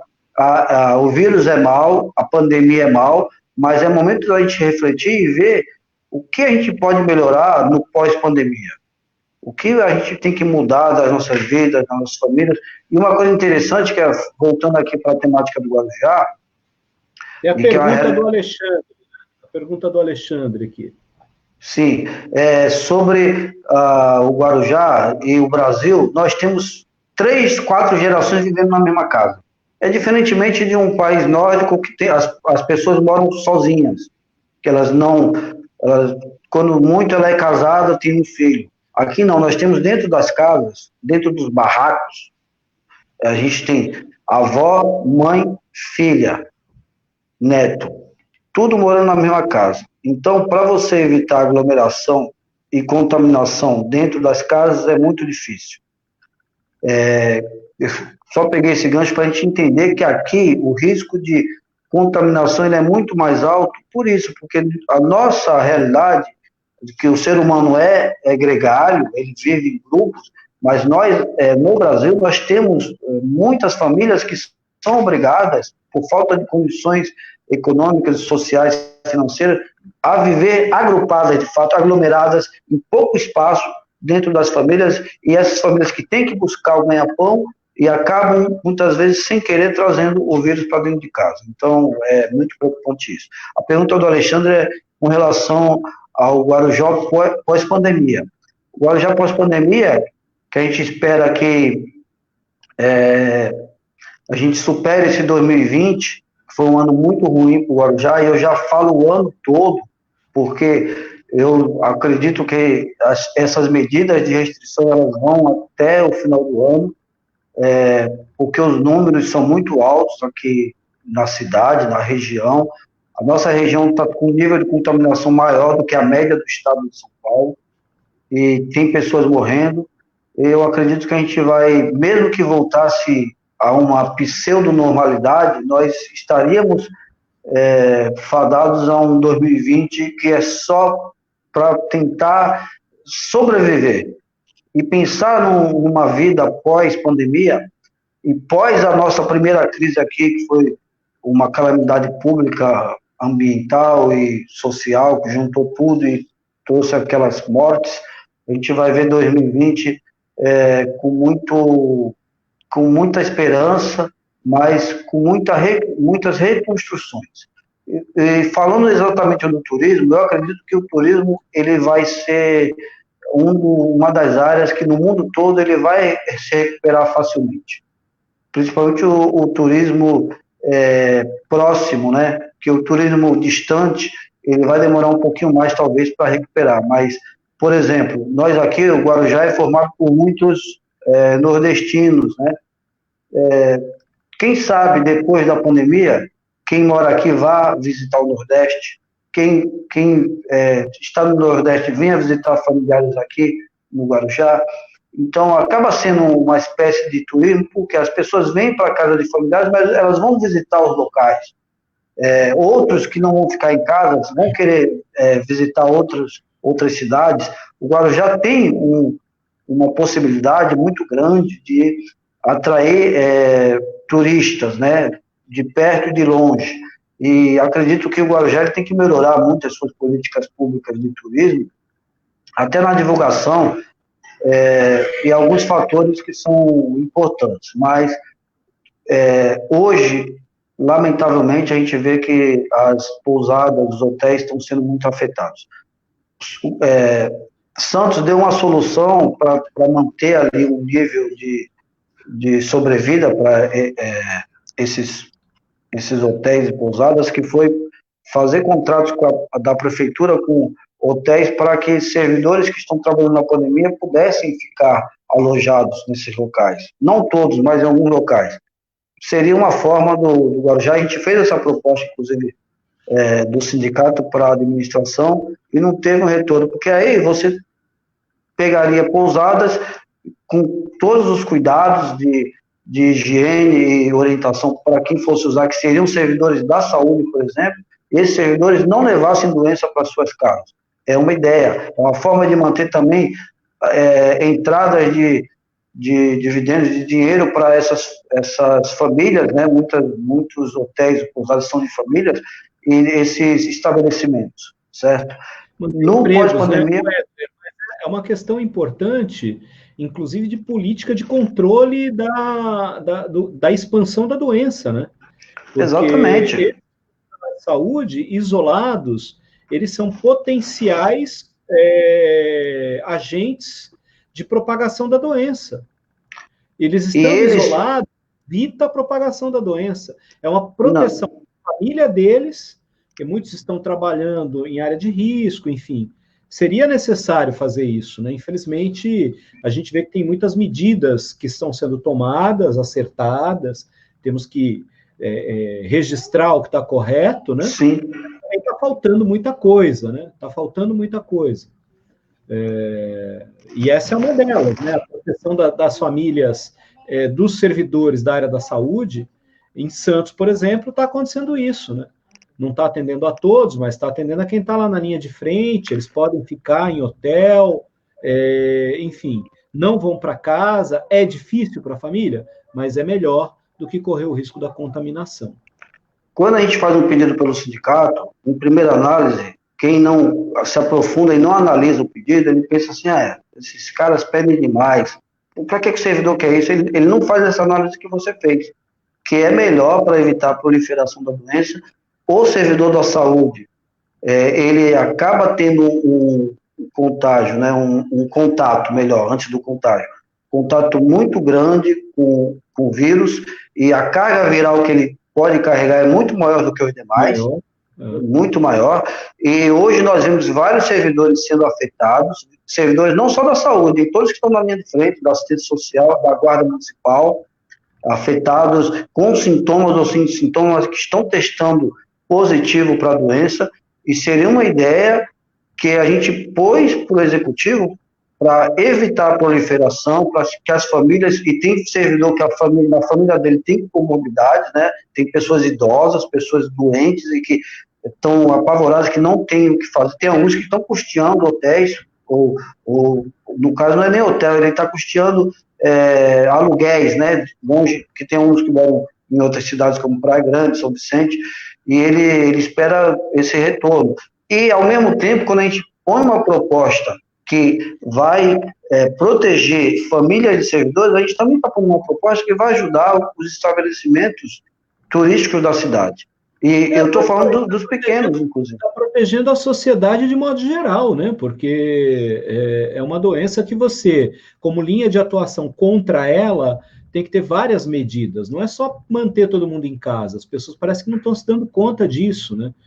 Tem uma discussão muito, muito equivocada em relação a como enfrentar essa pandemia, né? A gente aprendeu com o exemplo lá de fora.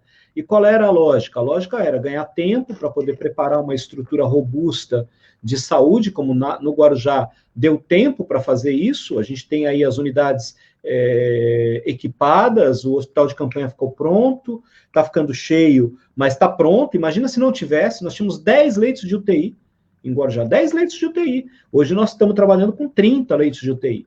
É uma outra realidade. É muito diferente enfrentar a pandemia com 10 e enfrentar com 30. Eu tenho os números aqui, só para a gente falar em termos de números, né? Eu acho que vale bem a pena, né? Só pegar rapidamente, separar a tela, e aí fica mais fácil da gente mostrar, Edra. Era assustador. Quando a gente olha aqui, é realmente assustador. Olha lá, novo recorde. Novo recorde de casos confirmados é estabelecido na cidade. 57 casos nas últimas 24 horas. Nós estamos falando aqui de mais de 2 casos por hora confirmados nas últimas 24 horas.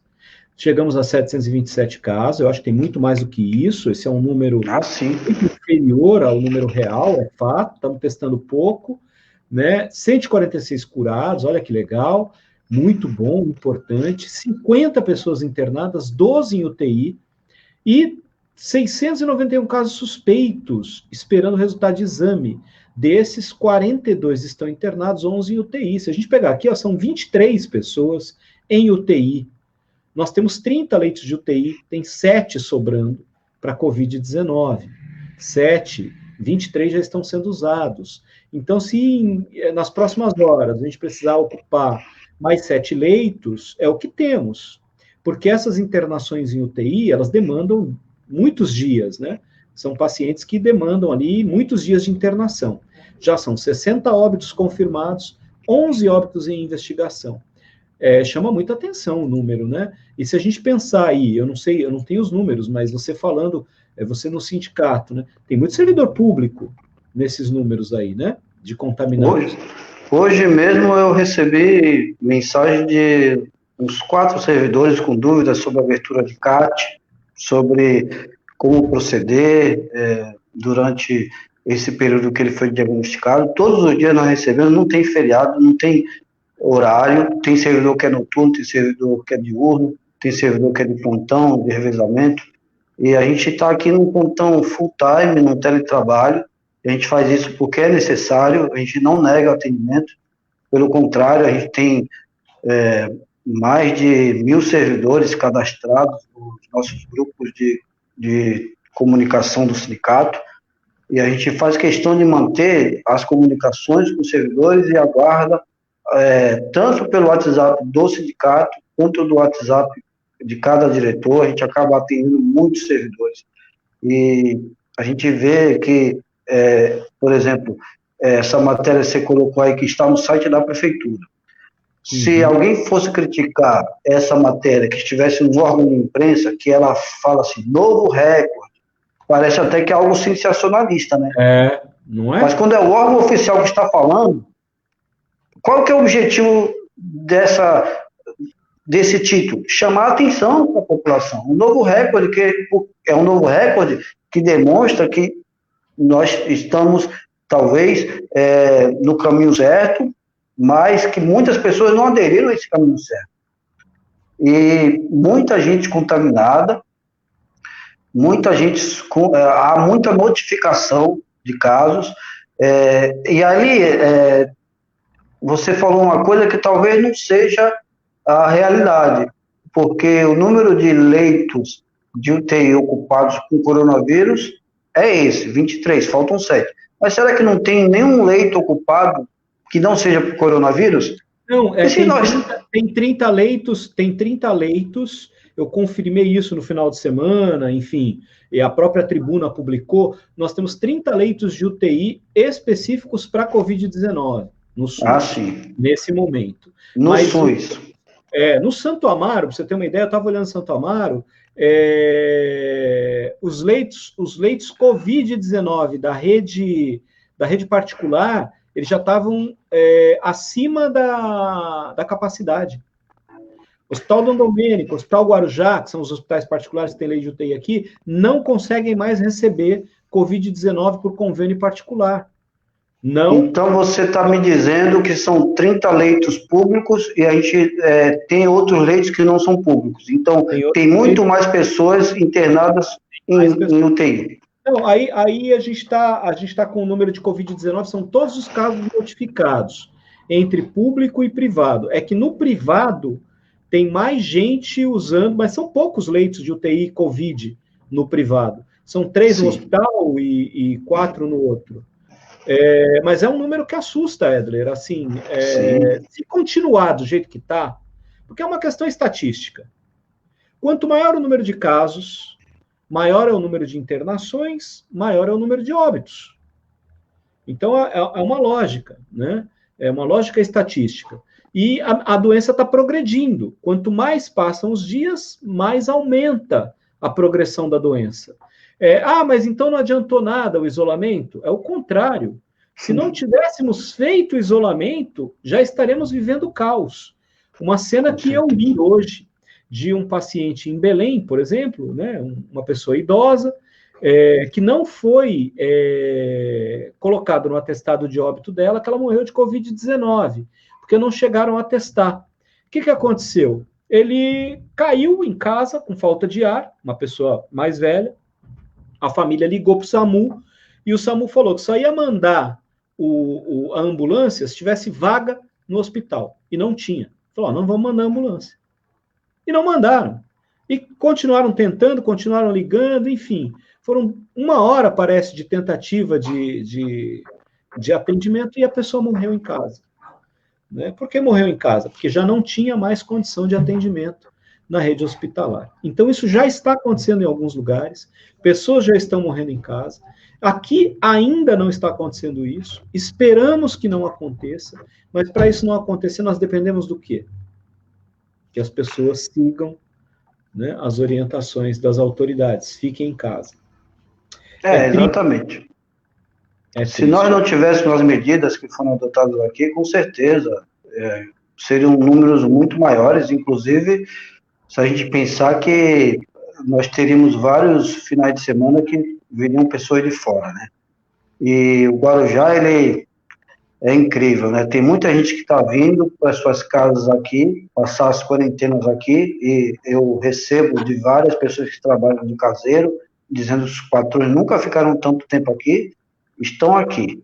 E assim, aqueles turistas de um dia também viriam. E as medidas foram aceitadas no sentido, por que estão tirando os surfistas da água? Porque se não tirar esses surfistas, outros virão e outras pessoas vão ocupar aquela faixa e vão correr, e ali a contaminação para quem está se movimentando é maior, e às vezes as pessoas não querem entender isso e chamam de ditadura, e não tem nada a ver.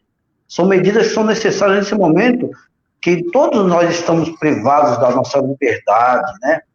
Porque nós temos um limite da responsabilidade. O limite da nossa responsabilidade no momento é ficar mais em casa, quando sair com todas as cautelas de proteção, com máscara, lavando as mãos, distanciamento entre as pessoas, porque assim a gente vai conseguir inibir o crescimento da doença, né, dos contaminados. Você tem andado pela cidade, né? Você tem feito os plantões do sindicato, sim, tem atendido aos servidores. Eu tenho ficado muito mais em casa por conta da natureza do meu trabalho, né? Tenho trabalhado muito mais até do que indo para a escola. O deslocamento diminuiu, mas, enfim, esse teletrabalho ele exige muito mais da gente, né? Sim. Em quantidade de horas, e madrugadas, e prepara, estuda, enfim. Em resumo, tudo bem, estamos aí. Mas aí, no final de semana, eu saí de carro, com máscara e tal, para dar uma olhada, e saímos de carro, e rapaz, eu andei aqui pela orla da praia da Enseada, de carro, e eu falei, não é possível. E comecei a contar. Fui contando, e falei para minha esposa, vamos contando aqui, ó, quem está de máscara e quem está sem. Aí eu perdi a conta, parei. Porque tinha mais gente sem máscara do que usando máscara. Depois eu conversando com outras pessoas, eu falei, não é comum, eu tenho até caminhar, tem gente que está caminhando, andando de bicicleta, tal. Não estou aqui para julgar ninguém, mas eu acho que é complexo, né? Mas assim, estão falando, não está assim, as pessoas estão usando máscara. O que eu vi me assustou. E aí à noite, no final da noite, está ali em frente ao NAERP, tem uma igreja, ali em frente à universidade lá. Tem uma igreja ali, rapaz, estava cheio de carro. Falei, não é possível. Parou no semáforo e eu olhei lá e cheio de gente congregando lá no culto. Muita gente, sem máscara e tal. E o culto acontecendo normalmente. O que me chama a atenção é que as pessoas... E aí tem lá uma galera do surf fazendo manifestação porque quer voltar a surfar, que é o direito de surfar. Eu fico pensando, caramba, eu quero o direito de andar na rua. Mas por que eu não tenho direito de andar na rua? Por que eu não tenho direito de andar sem máscara? Por que eu não tenho direito de, sei lá, de me aglomerar, de ir a um show? Gente, por quê? Porque as pessoas estão morrendo. Porque você pode morrer. Seu pai pode morrer, né? Enfim. Falta solidariedade, Walter. Infelizmente, a gente viu que o apelo para a sociedade nesse ano foi de muita solidariedade.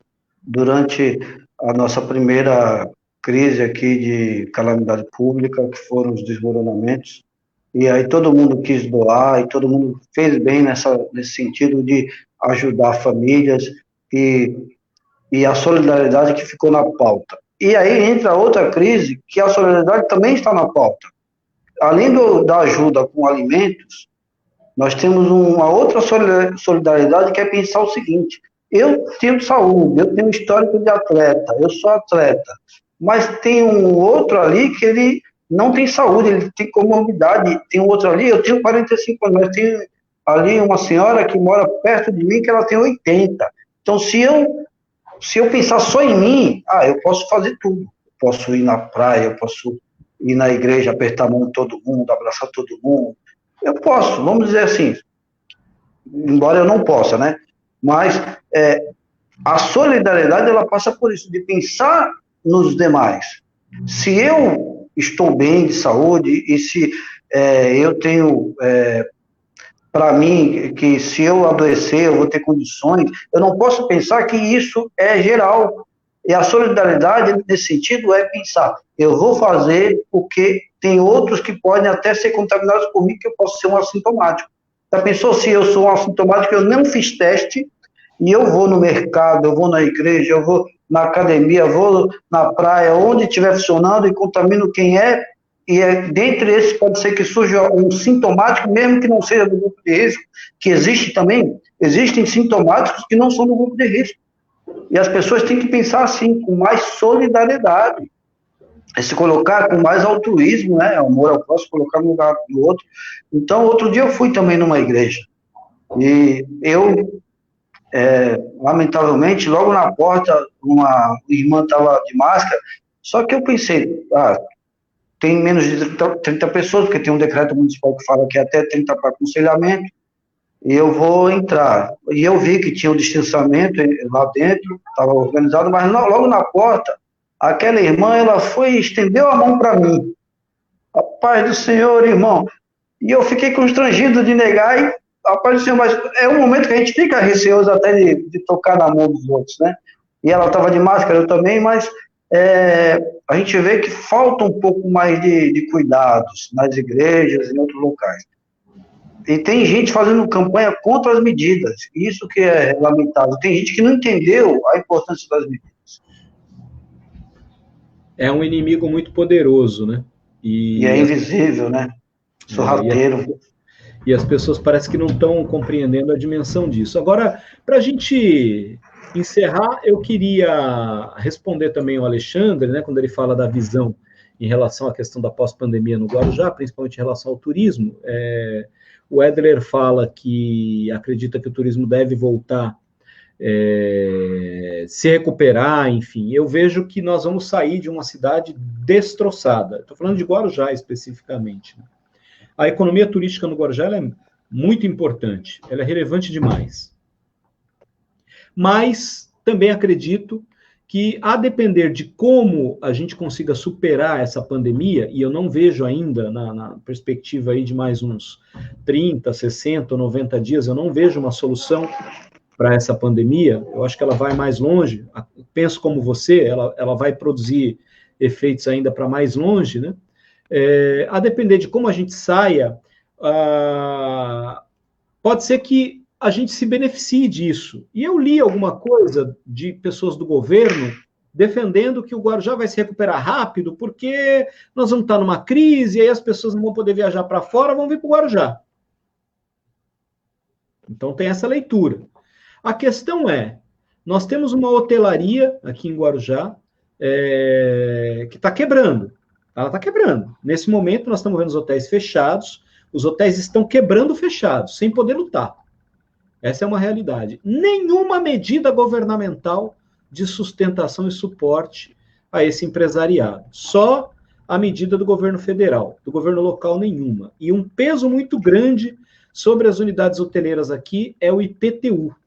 Eu não digo nem o ISS, Edgar, mas o IPTU. O IPTU é muito alto, devastadoramente alto para essas unidades hoteleiras. Então, a minha visão é de que deveria ter, sim, uma preocupação do governo em relação a essa questão do IPTU desses hotéis. Essa é a primeira medida que o governo deveria estar pensando em solucionar. Mas eu acredito que vai ser possível, em médio prazo, o turismo reaquecer. E a gente tem um problema. Qual é o problema do turismo? Subemprego. Né? Nós temos uma atividade que é importante para o Guarujá, mas que ela gera um retorno rápido de postos de trabalho, mas são subempregos, com remuneração baixa, sem garantias, enfim. Então ele volta, mas volta para o mesmo patamar que era, que é uma atividade que gera o subemprego e que não propicia o desenvolvimento sustentável para a economia local. Então a gente precisava também pensar numa solução para isso. E não vai ser só esperando a pandemia passar que isso vai se resolver. A gente precisa melhorar a dinâmica da atividade turística para não ser tão sazonal. E a sazonalidade ela é um problema. A gente tem um turismo de sol e praia. Se não tem sol, ou se não tem praia, como agora, a gente não tem turismo. Tudo bem que agora é uma questão de política pública, necessário conter a visitação e tal, mas depois que passar a pandemia, as pessoas vão poder voltar para o Guarujá. Mas se não tiver sol, elas não vêm. Então, esse é um problema. Então, precisamos ter aí um centro de convenções na cidade, ter uma política de atração de outros tipos de turista para o município de Guarujá, que não seja só o turista que espera sol e praia, né? Turismo de eventos corporativos, enfim. Os hotéis grandes sabem como lidar com isso, porque eles têm seus centros de convenções próprios, eles se resolvem. Mas a gente tem uma massa de hotéis aí também que não tem seus centros de convenções e que poderiam estar sendo demandados, inclusive, as segundas residências. Né? Então, tem que se pensar numa solução para isso. Eu gostaria de emendar a tua fala, Walter. Pode falar. Que além dos hotéis e pousadas, nós temos aqui também uma rede gastro importante, né? Uma rede de turismo que o pessoal vem aqui para os restaurantes. Sim, quando o pessoal vem, mesmo turista de um dia, vamos num restaurante tal, que também poderia pensar nesses restaurantes. Não só da que estão na orla, mas já que é para beneficiar os restaurantes que estão sofrendo muito, pensar em algum plano municipal para que esses restaurantes pudessem voltar à atividade normal, já que a gente precisa de reestruturações. Né? Então, só uma emenda no que você falou, acho que a gente tem que pensar e discutir muito isso, e politicamente muitas soluções podem ser viabilizadas, e o Executivo, o Legislativo precisam alinhar as discussões para que a gente recupere a nossa capacidade de Guarujá e traga novas opções, novas soluções, né, como você falou. A gente precisa de um calendário anual turístico aqui, que a gente não pode ficar pensando só na sazonalidade das temporadas. Isso já passou do tempo, né? E nós tínhamos uma política para isso importante, um planejamento, né? Vem desde o final dos anos 90, essa é uma temática que ela vem se repetindo. Aeroporto, centro de convenções. Nem o aeroporto saiu, nem o centro de convenções, e vai se arrastando essa discussão. Em vários momentos isso já esteve a ponto de sair e anda tudo para trás. Está mais do que na hora de se pensar nesse tipo de solução, né? Eu tenho um comentário aqui também da Ale, falando o tradicional fora Bolsonaro, né? Assino embaixo. Ela fala mais, né? Fora Paulo Guedes. O Everton Vieira está dizendo que é preciso enfrentar os banqueiros, taxar as grandes fortunas, ajudar as pequenas e médias empresas e o conjunto da classe trabalhadora. Não se fala disso, né, Edler? Taxar as grandes fortunas parece que é proibido, né? E tem que repensar isso. Ele está correto, o Everton está corretíssimo. Olha lá, auditar a dívida pública, ele concorda com o que eu falei. Eu acho que a gente tem que provocar isso. Se não tiver essa revisão, como é que a gente fala em fim das desigualdades? Como é que a gente trabalha com a ideia de justiça social? No Brasil, a gente teve um problema que foi chamado de distribuição de renda, né? A gente trabalhou muito no governo do Lula, por exemplo, começou muito a falar em distribuição de renda, trabalho e renda. Só que agora a gente tem que falar, além da distribuição de renda, a distribuição de riquezas, que é outra coisa. E a distribuição de riquezas passa pela taxação das grandes fortunas, passa pela revisão da dívida pública. Sem dúvida nenhuma, o bolo não é suficiente para todos. E o grande problema é que quando esse bolo cresce, a maior parte do crescimento fica nas mãos de poucos, né? Não se distribui de maneira igualitária. Então, a gente tem que pensar em como é que a gente transforma essa riqueza produzida, a maioria, em benefício para a maioria, e não em benefício para poucos, né? É o modelo de sociedade que a gente tem, um modelo de concentração de riqueza. Um modelo de concentração de riqueza é um modelo que premia poucos e cobra caro de muitos. É isso que acontece aqui. E aí a gente tem desigualdade, né, que é gritante no Brasil, né? Esse corte, ou esse congelamento na pele dos servidores, vamos dizer que signifique 10% no primeiro ano.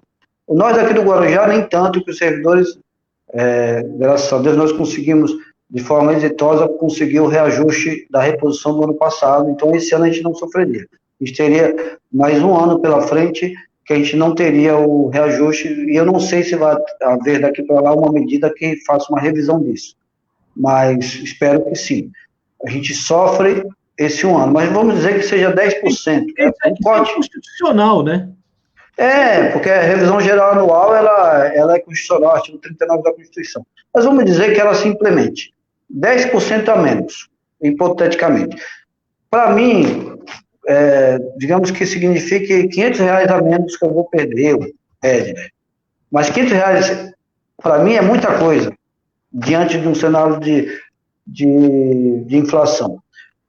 Para os grandes capitalistas, fazer a taxação das fortunas dele, ele vai sofrer menos do que nós, porque para nós R$500 é muito, R$50 às vezes é muito para nós, R$100. Mas para eles, fazer essa redistribuição da riqueza dele, que ele já ganha demais em cima das costas de quem? Dos trabalhadores, dos pobres que pegam dinheiro emprestado a juros muito altos nos bancos. Os bancos também tinham que ser revisto como que os bancos ganham dinheiro aqui no Brasil, porque se você vai ver o exemplo no mundo, não é tão leonino como é aqui no Brasil, não. Tem gente que compra casa a pagar para 30 anos e ele vai pagar praticamente aquele mesmo valor diluído para 30 anos. Aqui não, a gente paga uma casa e meia. Quando você compra um carro em 48 meses, 60 meses, você paga 2 carros, você paga um carro, porque é muitos juros em cima. E é isso que tem que rever. O banco, ele leva muito. Será que é arriscado para o banco emprestar dinheiro? Sim, mas isso justifica ele jogar tantos juros em cima? Isso é lamentável.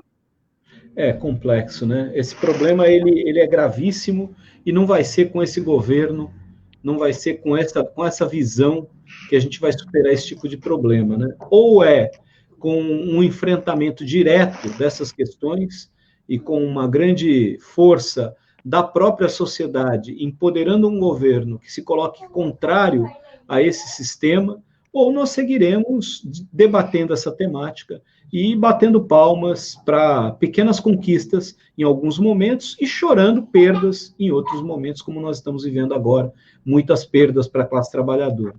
Edler, eu queria te agradecer por estar aqui, depois a gente marca outras oportunidades para a gente seguir batendo papo, conversando, sempre muito, muito assertivas as suas contribuições, suas reflexões, e os temas, eles ajudam, né, a gente a refletir, e com a visão que você traz para a gente, também contribui bastante para que a gente possa compreender o que está acontecendo na sociedade. Fica aqui meu agradecimento para você, para quem estava acompanhando a gente aqui até agora também, e queria te passar para as suas considerações finais.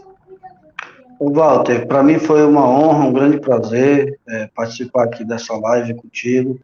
Aqui tudo é ao vivo, né? O próprio nome diz live. A gente coloca os pensamentos, a reflexão, para que possamos um ajudar o outro na compreensão e na busca de soluções para o nosso Brasil, para o nosso município de Guarujá.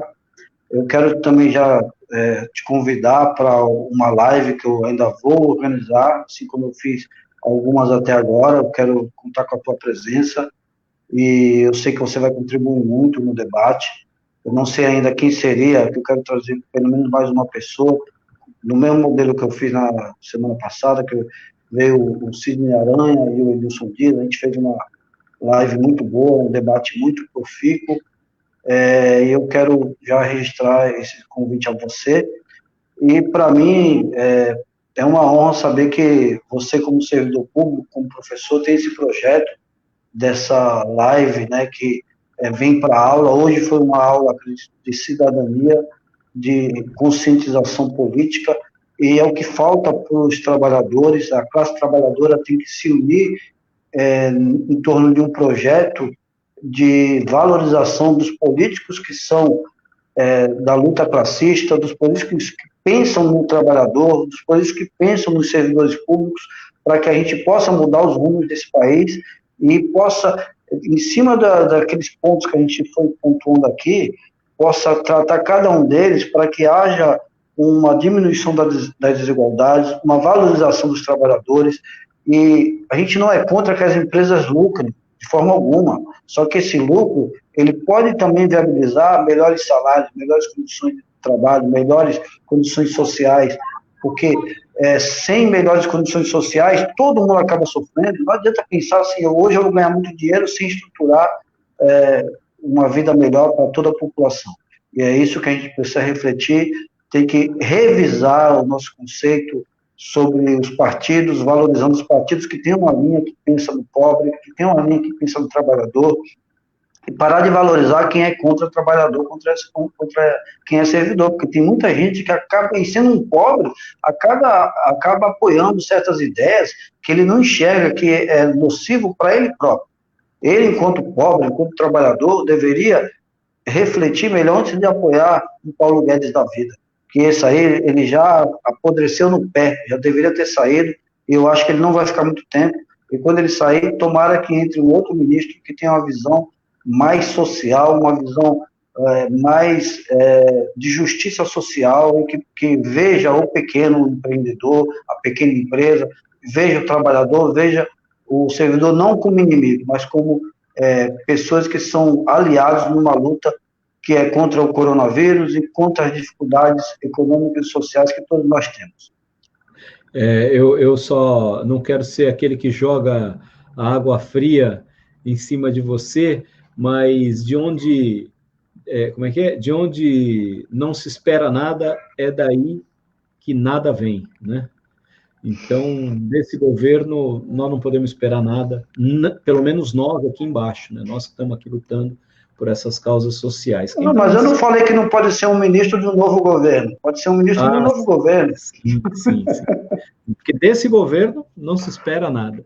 Eu queria também convidar o pessoal para vir aqui amanhã, Éder. Amanhã eu vou estar recebendo para um tema muito interessante, eu vou estar recebendo a Melissa Lins, que é estudante de ciência da computação, pesquisadora da Universidade Federal do ABC, e ela vai trazer um tema muito interessante nesses tempos em que a gente está lidando com a questão da ciência de uma maneira negacionista por parte de alguns grupos, né? Ela vai trazer um tema muito legal, incluindo mulheres nas STEM. STEM é uma sigla em inglês para ciência, tecnologia, engenharia e matemática. E ela criou, no projeto de pesquisa dela, ela criou no aplicativo lá do Spotify, ela criou um canal de informações sobre ciência, feito de mulher para mulher. Então, o tema de amanhã é esse, o empoderamento feminino e ciência. Então, está todo mundo convidado para estar aqui. E eu vou colocar também a nossa live no YouTube. Aí depois eu te aviso com o endereço direitinho para a gente compartilhar com o pessoal, vai ficar lá, é uma lista de reprodução do Vem para Aula, todos os temas estão lá, todos os convidados estão lá, e realmente é uma aula de cidadania que vale a pena ser assistido em vários momentos, por quem se interessa por essa temática. Meu querido, muito obrigado. Eu que agradeço, meu amigo. Vamos que vamos. Depois a gente volta para falar só sobre Previdência. Opa, maravilha. Falou de Previdência, quero explorar você e o teu conhecimento sobre Previdência. Um grande abraço, Éder. Abraço. Um abraço a todos que acompanharam a gente. Até amanhã.